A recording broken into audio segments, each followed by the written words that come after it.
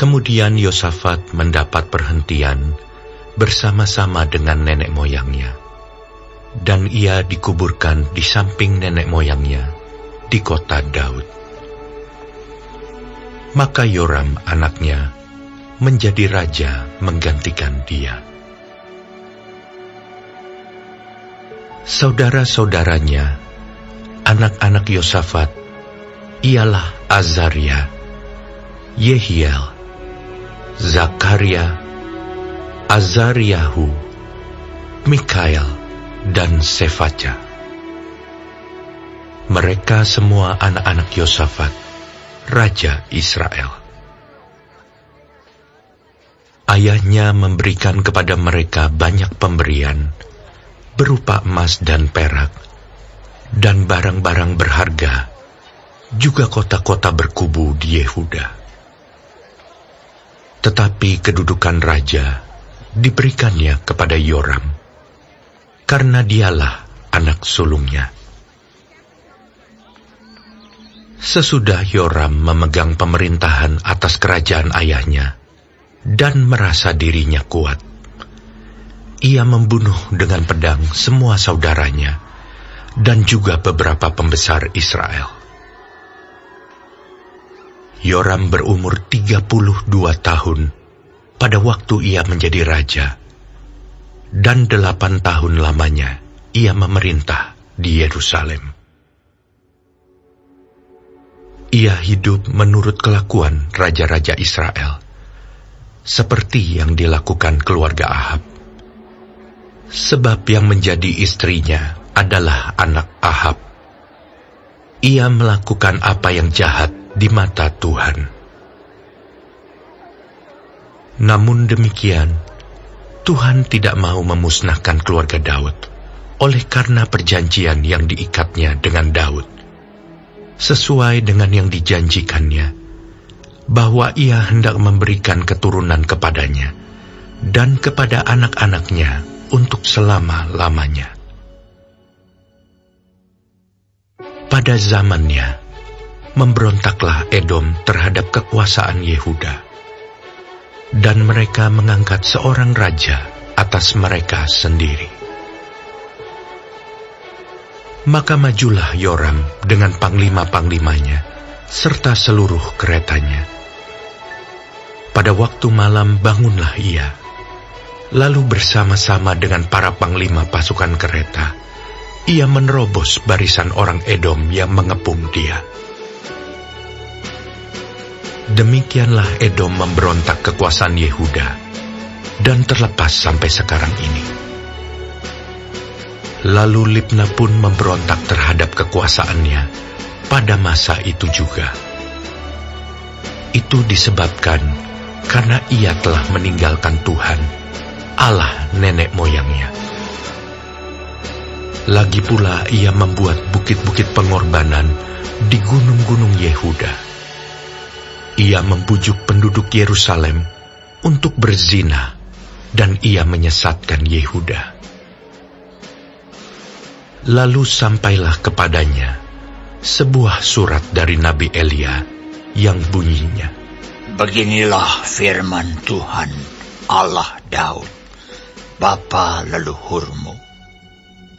Karena engkau tidak hidup mengikuti jejak Yosafat ayahmu dan Asa raja Yehuda, melainkan hidup menurut kelakuan raja-raja Israel dan membujuk Yehuda dan penduduk-penduduk Yerusalem untuk berzina, sama seperti yang dilakukan keluarga Ahab. Dan juga karena engkau telah membunuh saudara-saudaramu, seluruh keluarga ayahmu yang lebih baik daripadamu. Maka Tuhan akan mendatangkan tulah besar atas rakyatmu, anak-anakmu, istri-istrimu, dan atas semua harta milikmu. Dan engkau sendiri akan menderita penyakit yang dahsyat, suatu penyakit usus, hingga selang beberapa waktu ususmu keluar oleh karena penyakit itu. Lalu Tuhan menggerakkan hati orang Filistin dan orang Arab yang tinggal berdekatan dengan orang Etiopia untuk melawan Yoram. Maka mereka maju melawan Yehuda, memasukinya, dan mengangkut segala harta milik yang terdapat di dalam istana raja sebagai jarahan, juga anak-anak dan istri-istrinya, sehingga tidak ada seorang anak yang tinggal padanya, kecuali Yoahas, anaknya yang bungsu. Sesudah semuanya ini, Tuhan menulahinya dengan penyakit usus yang tidak dapat sembuh. Beberapa waktu berselang, kira-kira sesudah lewat 2 tahun, keluarlah ususnya karena penyakitnya itu. Lalu ia mati dengan penderitaan yang hebat. Rakyatnya tidak menyalakan api baginya, seperti yang diperbuat mereka bagi nenek moyangnya. Ia berumur 32 tahun pada waktu ia menjadi raja, dan 8 tahun lamanya ia memerintah di Yerusalem. Ia meninggal dengan tidak dicintai orang. Ia dikuburkan di kota Daud, tetapi tidak di dalam pekuburan raja-raja.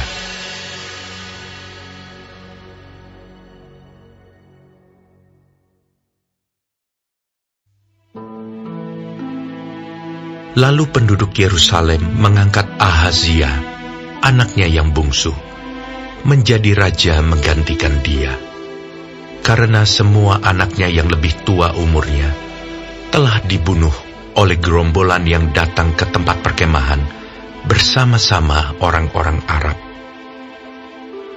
Dengan demikian, Ahazia, anak Yoram, raja Yehuda, menjadi raja.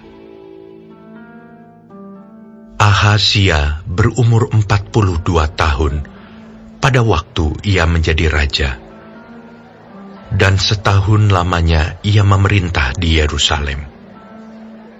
Nama ibunya ialah Atalia, cucu Omri. Ia pun hidup menurut kelakuan keluarga Ahab, karena ibunya menasihatinya untuk melakukan yang jahat. Ia melakukan apa yang jahat di mata Tuhan, sama seperti keluarga Ahab. Sebab sesudah ayahnya mati, mereka menjadi penasihat-penasihatnya yang mencelakakannya. Atas nasihat mereka pula, ia pergi bersama-sama Yoram bin Ahab, raja Israel, untuk berperang melawan Hazael, raja Aram, di Ramot Gilead. Tetapi orang-orang Aram melukai Yoram. Kemudian pulanglah ia ke Yizreel untuk diobati oleh karena luka-luka yang didapatnya di Rama pada waktu ia berperang melawan Hazael, raja Aram. Dan Ahazia, anak Yoram, raja Yehuda, pergi menjenguk Yoram bin Ahab di Yizreel karena dia sakit. Telah ditentukan Allah bahwa Ahazia akan menemui ajalnya pada waktu ia mengunjungi Yoram. Maka ketika Ahazia datang, pergilah ia bersama-sama Yoram mendapatkan Yehu, cucu Nimsi, yang telah diurapi Tuhan, supaya dialah yang melenyapkan keluarga Ahab. Sementara Yehu melakukan penghukuman atas keluarga Ahab, ia menjumpai pembesar-pembesar Yehuda dan anak-anak saudara-saudara Ahazia yang melayani Ahazia. Juga mereka dibunuhnya. Lalu ia mencari Ahazia. Ahazia tertangkap ketika ia bersembunyi di Samaria. Ia dibawa kepada Yehu, lalu dibunuh, tetapi dikuburkan juga. Karena kata orang, "Dia ini cucu Yosafat yang mencari Tuhan dengan segenap hatinya." Dari keluarga Ahazia tidak ada lagi yang sanggup memerintah. Ketika Atalia, ibu Ahazia, melihat bahwa anaknya sudah mati, maka bangkitlah ia membinasakan semua keturunan raja dari kaum Yehuda. Tetapi Yosabat, anak perempuan raja, mengambil Yoas bin Ahazia, menculik dia dari tengah-tengah anak-anak raja yang hendak dibunuh itu, memasukkan dia dengan inang penyusunya ke dalam gudang tempat tidur. Demikianlah Yosabat, anak perempuan Raja Yoram, istri Imam Yoyada. Ia adalah saudara perempuan Ahazia, menyembunyikan dia terhadap Atalia, sehingga ia tidak dibunuh Atalia. Maka tinggallah Yoas 6 tahun lamanya bersama-sama mereka dengan bersembunyi di rumah Allah, sementara Atalia memerintah negeri.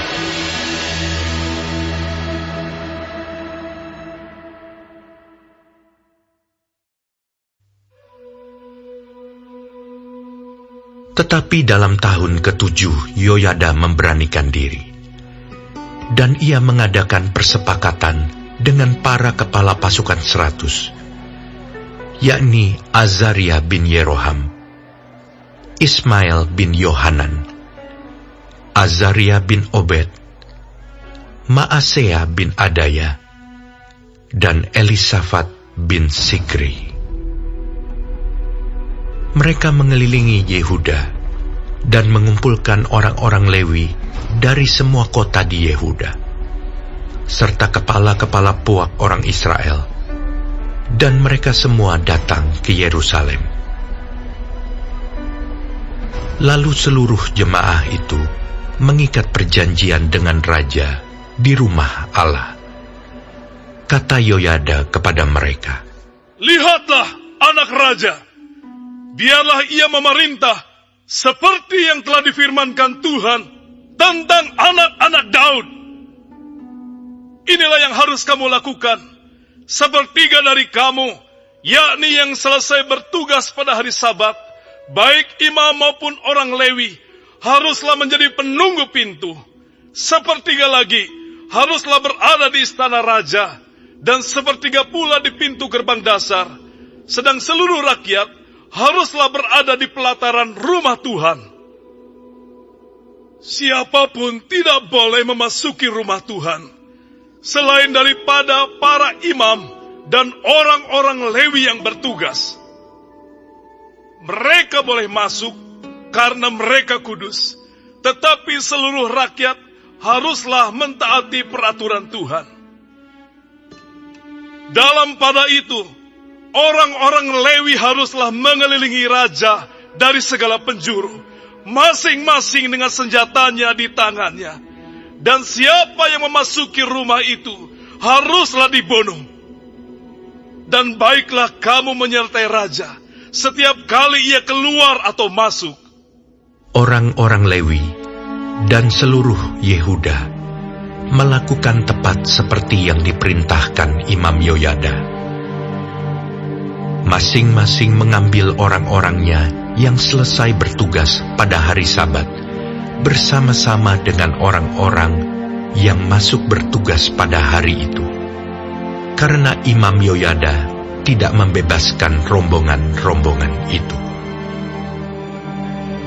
Lalu Imam Yoyada memberikan kepada para kepala pasukan 100 itu tombak-tombak, utar-utar, dan perisai-perisai kepunyaan Raja Daud yang ada di rumah Allah. Ia menempatkan seluruh rakyat, masing-masing dengan lembing di tangannya, di lambung kanan sampai ke lambung kiri rumah itu, dengan mengelilingi mezbah dan rumah itu untuk melindungi raja. Sesudah itu Yoyada dan anak-anaknya membawa anak raja itu keluar, mengenakan jejamang kepadanya, dan memberikan hukum Allah kepadanya. mereka menobatkan dia menjadi raja serta mengurapinya. Lalu berserulah rakyat. Ketika Atalia mendengar pekik rakyat yang berlari-lari menyambut raja dan memuji-muji dia, pergilah ia mendapatkan rakyat itu ke dalam rumah Tuhan.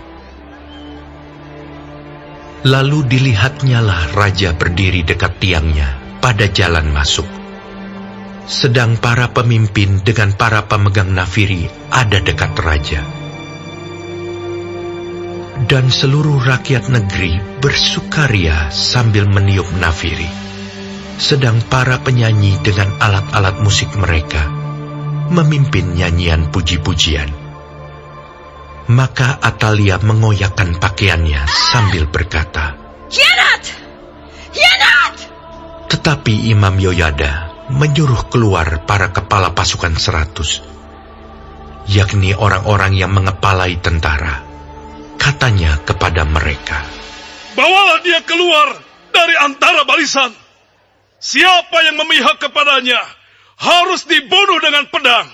sebab imam itu telah berkata tadinya, Jangan kamu membunuhnya di rumah Tuhan. Lalu mereka menangkap perempuan itu. Pada waktu ia sampai ke jalan masuk istana raja, pada pintu gerbang kuda, dibunuhlah ia di situ. Kemudian Yoyada mengikat perjanjian antara dia dengan segenap rakyat dan raja, bahwa mereka menjadi umat Tuhan. Sesudah itu, masuklah seluruh rakyat ke rumah Baal, lalu merobohkannya. Mereka memecahkan mezbah-mezbahnya dan patung-patungnya, dan membunuh Matan, imam Baal, di depan mezbah-mezbah itu. Kemudian Yoyada menyerahkan pengawasan atas rumah Tuhan kepada imam-imam dan orang-orang Lewi, yang telah dibagi-bagi dalam rombongan oleh Daud, untuk bertugas di dalam rumah Tuhan, yakni untuk mempersembahkan korban bakaran kepada Tuhan, seperti tertulis di dalam Taurat Musa, dengan sukaria dan dengan nyanyian, menurut petunjuk Daud. Juga ditempatkannya penunggu-penunggu pintu pada pintu-pintu gerbang rumah Tuhan, supaya dalam hal apapun juga jangan masuk seseorang yang najis. Sesudah itu, ia mengajak para kepala pasukan 100, para pemuka, para pemerintah rakyat, dan seluruh rakyat negeri, lalu membawa raja turun dari rumah Tuhan. Mereka masuk ke istana raja melalui pintu gerbang atas, lalu mendudukkan raja ke atas tahta kerajaan. Bersukarialah seluruh rakyat negeri, dan amanlah kota itu, setelah Atalia mati dibunuh dengan pedang.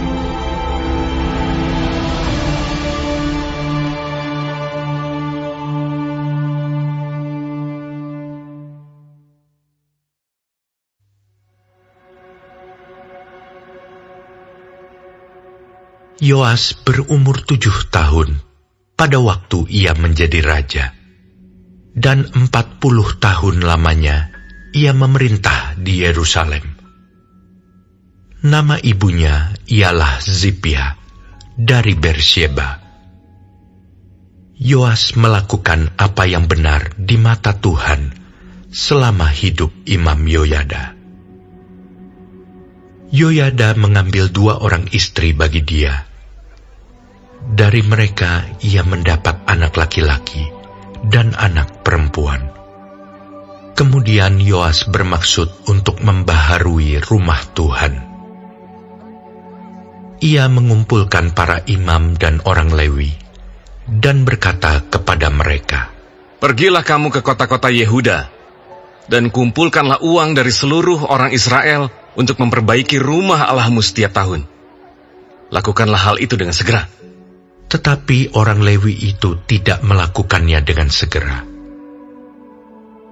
Lalu raja memanggil imam kepala Yoyada dan bertanya kepadanya, "Mengapa engkau tidak menuntut kepada orang-orang Lewi untuk membawa dari Yehuda dan dari Yerusalem pajak yang dikenakan Musa, hamba Allah itu, kepada jemaah Israel untuk kemah tempat hukum Allah? Sebab anak-anak Atalia, perempuan fasik itu, telah membongkar rumah Allah, bahkan memakai barang-barang kudus rumah Tuhan untuk para Baal."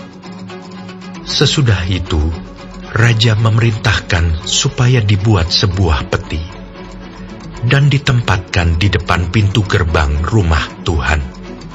Lalu menyuruh mengumumkan di Yehuda dan di Yerusalem bahwa orang harus membawa bagi Tuhan pajak yang dikenakan Musa, hamba Allah itu, kepada orang Israel di padang gurun. Maka bersukacitalah semua pemimpin dan seluruh rakyat. Mereka datang membawa pajaknya dan memasukkannya ke dalam peti itu sampai penuh.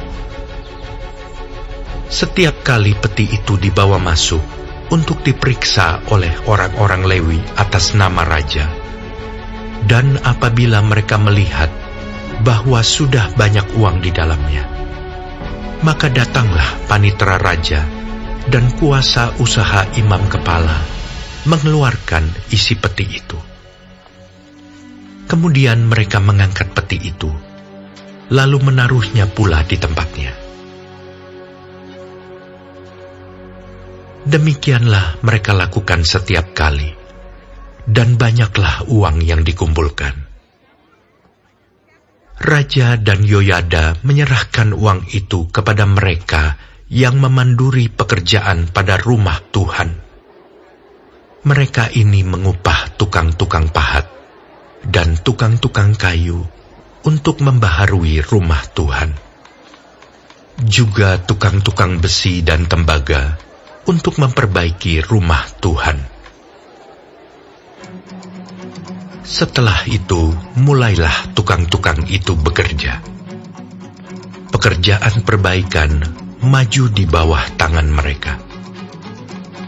Mereka membangun kembali rumah Allah menurut keadaannya semula dan mengokohkannya.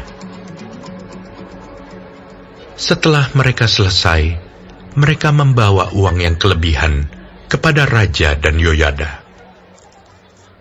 Uang itu dipakai untuk membuat perkakas-perkakas rumah Tuhan, yakni perkakas-perkakas untuk penyelenggaraan kebaktian, perkakas-perkakas untuk korban bakaran, juga cawan-cawan, dan perkakas-perkakas emas dan perak. Sepanjang umur Yoyada, korban bakaran tetap dipersembahkan dalam rumah Tuhan. Yoyada menjadi tua dan lanjut umur, lalu matilah ia. 130 tahun umurnya ketika ia mati. Ia dikuburkan di kota Daud di samping raja-raja, karena perbuatan-perbuatannya yang baik di Israel terhadap Allah dan rumahnya. Sesudah Yoyada mati, pemimpin-pemimpin Yehuda datang menyembah kepada raja. Sejak itu, raja mendengarkan mereka. Mereka meninggalkan rumah Tuhan, Allah nenek moyang mereka, lalu beribadah kepada tiang-tiang berhala dan patung-patung berhala. Oleh karena kesalahan itu, Yehuda dan Yerusalem tertimpa murka. Namun Tuhan mengutus nabi-nabi kepada mereka, supaya mereka berbalik kepadanya. Nabi-nabi itu sungguh-sungguh memperingatkan mereka, tetapi mereka tidak mau mendengarkannya.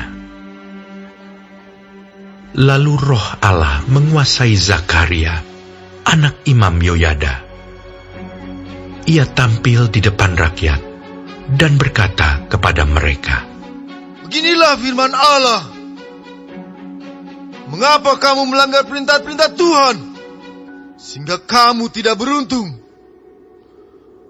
Oleh karena kamu meninggalkan Tuhan, Ia pun meninggalkan kamu."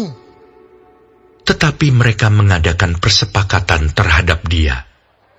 Dan atas perintah raja, mereka melontari dia dengan batu di pelataran rumah Tuhan. Raja Yoas tidak mengingat kesetiaan yang ditunjukkan Yoyada, ayah Zakaria itu, terhadap dirinya. Ia membunuh anak Yoyada itu, yang pada saat kematiannya berseru, "Semoga Tuhan melihatnya dan menuntut balas." Pada pergantian tahun, tentara Aram maju menyerang Yoas dan masuk ke Yehuda dan Yerusalem. Dari bangsa itu, semua pemimpin habis dibunuh mereka, dan segala jarahan dikirim mereka kepada raja negeri Damsyik. Walaupun tentara Aram itu datang dengan sedikit orang, namun Tuhan menyerahkan tentara yang sangat besar kepada mereka, karena orang Yehuda telah meninggalkan Tuhan, Allah nenek moyang mereka. Demikianlah orang Aram melakukan penghukuman kepada Yoas. Ketika mereka pergi daripadanya, mereka meninggalkannya dengan luka-luka berat. Pegawai-pegawainya mengadakan persepakatan terhadap dia karena darah anak Imam Yoyada itu, lalu membunuhnya di atas tempat tidurnya. Ia mati dan dikuburkan di kota Daud, tetapi tidak di pekuburan raja-raja. Mereka yang mengadakan persepakatan terhadap dia ialah Zabat, anak Simeat perempuan Amon, dan Yozabat, anak Simrit perempuan Moab. Tentang anak-anaknya dan ucapan-ucapan ilahi yang banyak terhadap dia, serta tentang perbaikan rumah Allah, semua itu tertulis dalam tafsiran kitab Raja-Raja. Maka Amazia anaknya menjadi raja menggantikan dia.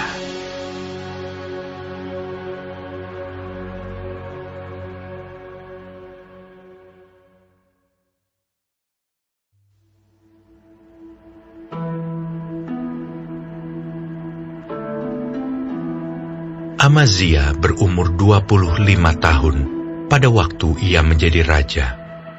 Dan 29 tahun lamanya ia memerintah di Yerusalem. Nama ibunya ialah Yoadan dari Yerusalem. Ia melakukan apa yang benar di mata Tuhan, hanya tidak dengan segenap hati.